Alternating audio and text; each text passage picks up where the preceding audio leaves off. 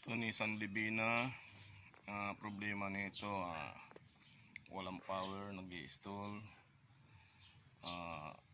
nagme-misfire. So try kong unang chinecheck yung pressure ng fuel pump nito. Nandito na ngayon yung fuel pump. Tatry namin ngayon ito yung gauge, 0 siya. So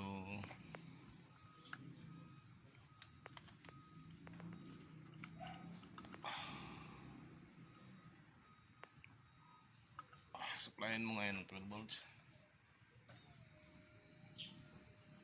Tawa na 48-49 PSI.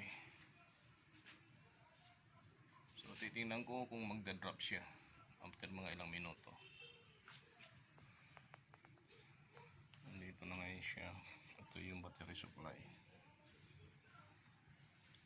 Try namin kung nagda-drop tong gauge na to para malaman ko kung buo yung regulator nito.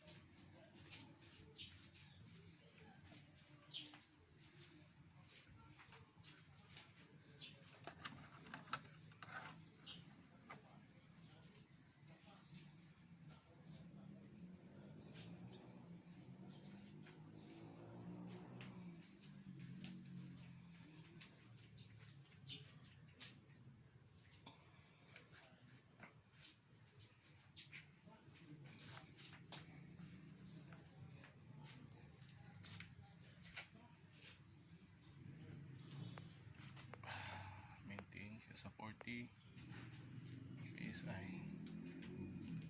So ngayon, sunod kong iti-try na testingin itong mga injector niya. Titingnan ko. After nito yung mga coil pack naman pagkatapos. Itong starter may problema din dahil naglo-lose contact dito. Ito yung magandang contact at ito yung puro rusty na yung contact niya, hindi na maganda, kaya starter up na hirap. So lilinisin namin to, titingnan kung lalakas. Open ko na rin yan.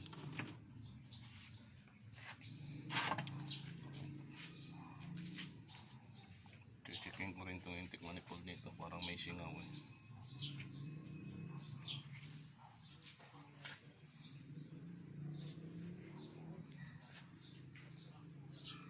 So maintain naman siya 40-38 PSI, nag-maintain lang.